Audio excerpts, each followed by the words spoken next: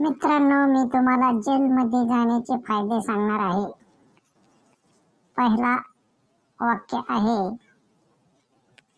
तुम्हाला मोफत जेवण मिळेल.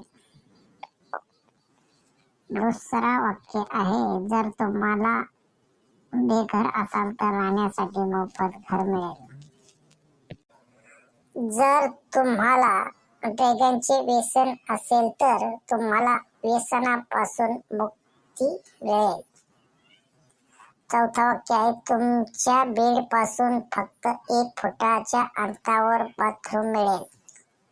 पाचवा वाक्य आहे, किती खा कसं राहा, काहीही त्रास नाही. सहावा वाक्य आहे,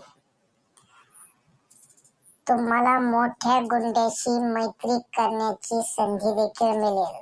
आणि सातवा वाक्य आहे, जेव्हा तुम्हाला तुरुंगातून बाहेर पडला तेव्हा सगळे तुम्हाला घाबरतील.